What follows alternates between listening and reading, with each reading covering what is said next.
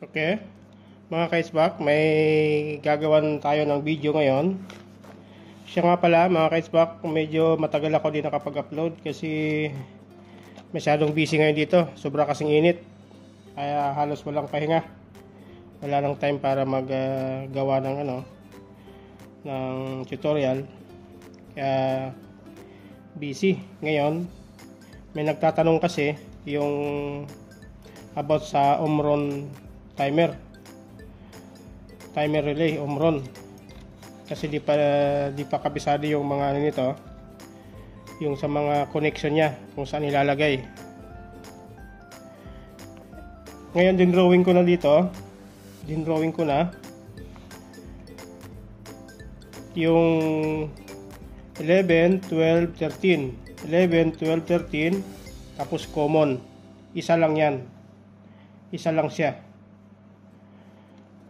Parang ganito siya. Ayan, tuloy natin. Drawing natin. Parang isa ganito lang siya.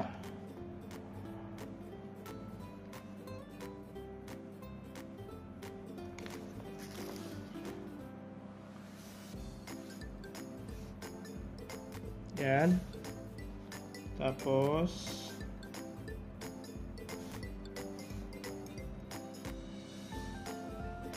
may nagtatanong kasi, di daw makita yung connection. Yan. Ito siya. 11, 12, 13. Tapos common. Ito siya yung common. Ito. Yung sa baba niya ay common. Yung sa baba ay common. Sa baba niya ay isa lang siya. Isang connection lang siya. Yung ito. Yan. Ganyan siya. Ganyan ang connection niya sa loob.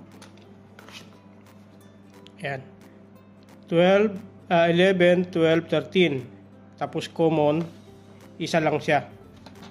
Isa lang ang connection niya. Kaya pag sinuplayan mo dito, yung sa load, dito yung sa load niya, pag sinuplayan mo to, kahit alin dito sa tatlo pwede. Pwede mo ilagay, pwede mo dito ilagay, pwede mo ilagay yung sa load niya, yung supply niya. Tapos yung A1, A2, ito na siya. Ito na yon, yung A1, A2.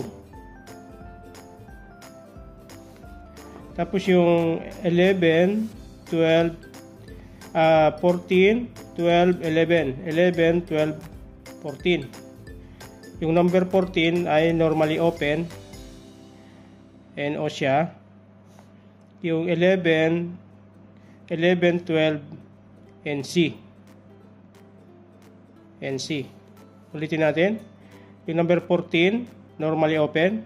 Number 12, saka 11, normally close. NC siya.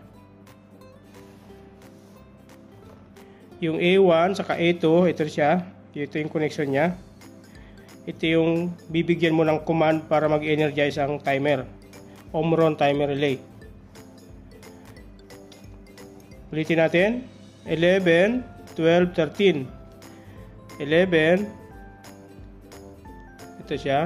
11, 12, 13. Kaya kung bibili kayo ng ganitong timer relay, 11, 12, 13, iisa lang siya. Matetester mo naman. Okay, testerin natin para makita nyo. Magte-tester tayo. Lagay natin sa buzzer para marinig yung tunog niya. Ibig sabihin short siya. Okay? Lalagay natin yung common. Lagay natin yung common. Tapos 11 mayroon, 12 mayroon, 13 mayroon. Ibig sabihin isang connection lang yung apat na to, yung common, 11, 12, 13, isang connection lang siya. Dito yung supply mo, papunta sa load. Supply mo to, papunta sa load. Ito yung niya, itong mga connection niya. Ito. Common. Ito yung common niya. 11, 12, 13 ay iisa lang yung apat na yan. magkakakonekta lang siya. Yung A1 saka A2, ito na yung holding coil. Dito na yung command mo or yung signal. Tapos yung 11, 12, 14. 11, 12 normally close. 11, 14 normally open. Ito na yung magpapalitan siya.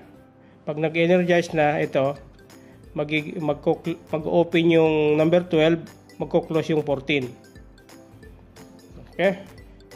Ngayon, i-wiring natin para makita natin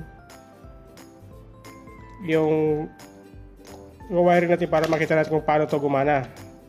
Itong Omron relay, timer relay. I-wiring natin. Ito yung susundan natin. Ito, common to. Common. 11, 12, 13. 11, 12, 14. Wawiringan natin lahat tong number na to. Itong number na to, wawiringan natin lahat. Gagamitan natin ang load. Ito yung gagamitin natin. Okay.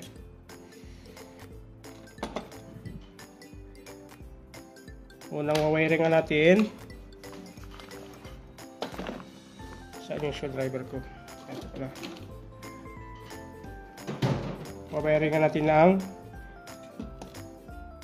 number 12. Number 12. Ito na yung sa load side nya. Number 12. Tapos yung isang fan pa. Lagyan pa tayo ng isang fan. Number 14. Number 14.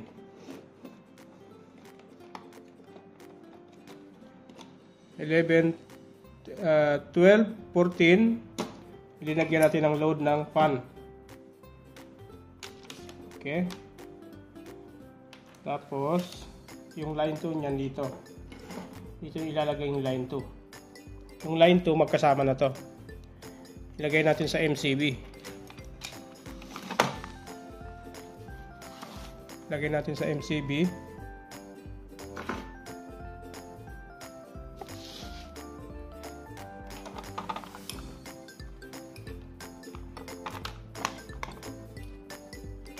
Okay. Yung line 2 pagsamahin natin dito.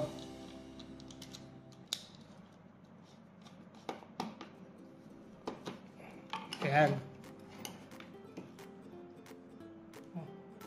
Natanggal ah. Ipitan natin.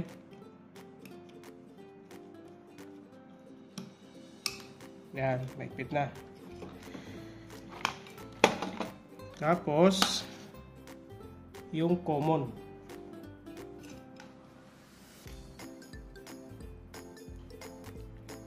Wawiringan natin yung common kasi ito yung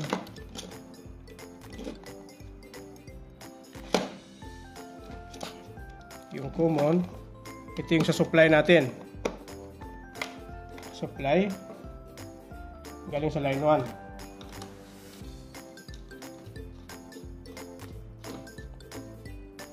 Yan.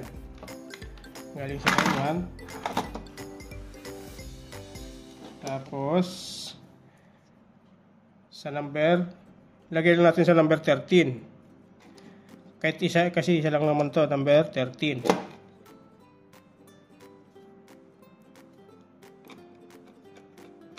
Number 13. Number 13. Pupunta siya ng number 11.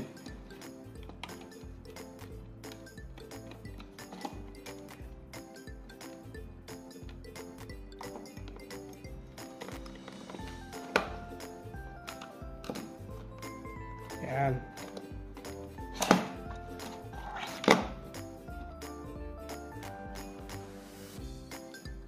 Ayan.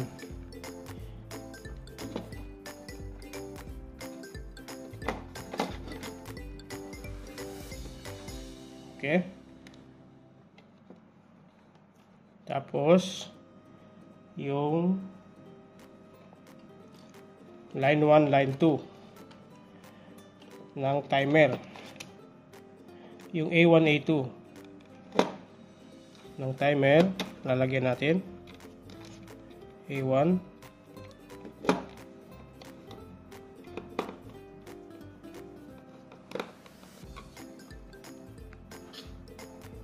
Tapos yung A2.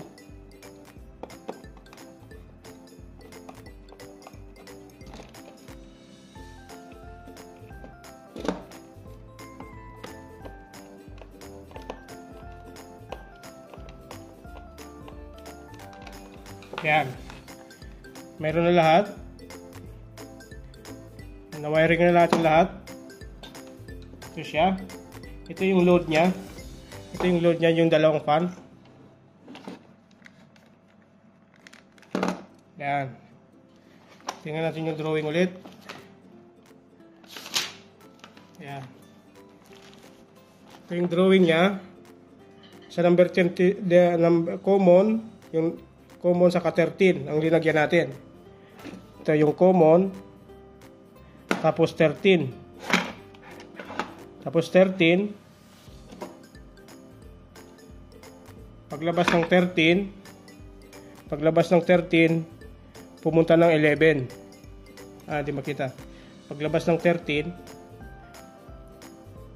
dito tayo nag-supply sa common, papunta ng 13. Paglabas ng 13, pumunta ng 11. Kaya pagka inon ko to, ang unang aandar yung close, yung number 12. Yung number 12 kagad, yung isang pan. Ito, ang aandar. Or kahit alin dyan sa dalawa, ang aandar. Kasi number 14. Saan ba yung number 14 dito? Number 12. Ito. Ito nga. Ito yung aandar. Tapos, pag nag-delta siya, nagpalit na siya, mapupunta ngayon sa number 14. Yung number 12 naman ang hindi gagana, yung number 14 ang gagana. Magpapalitan sila. Okay. Ngayon, paandarin natin. Saksak natin, tingnan natin kung magpapalitan sila. Okay, on natin. Kailangan pag inon ko to, ito yung gagana. Tapos next ito. Ito yung next niya, ito yung next. On natin. Yan. Di gumana to. Di pala ulitin natin. Naka-off pala to. Naka-off pala yung breaker. On natin. Okay. Ngayon, ito yung saksak ulit natin. Ito yung unang aandar. Next, ito. On. Okay, andar na. Ito pala yun. Ito nga. Yan. Stop na itong isa. Ito naman yung gumana. Ulitin natin. Off. Ang unang aandar ito. Patayin mo natin lahat. Ang unang aandar ito, kasi ito pala yung number 12. Unang aandar ito, tapos ito yung next. On. Yan, umandar na to. Tapos pag nag-energize na, ito naman ang andar. Ngayon off na to. Ito naman siya gumagana. Magkapalitan sila.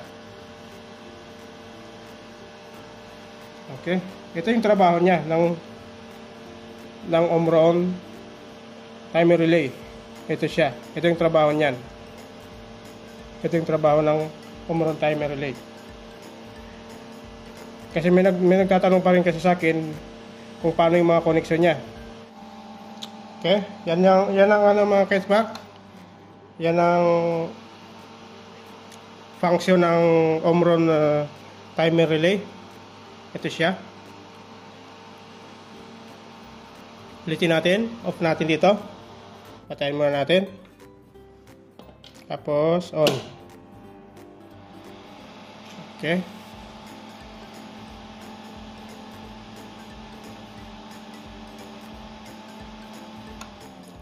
Okay.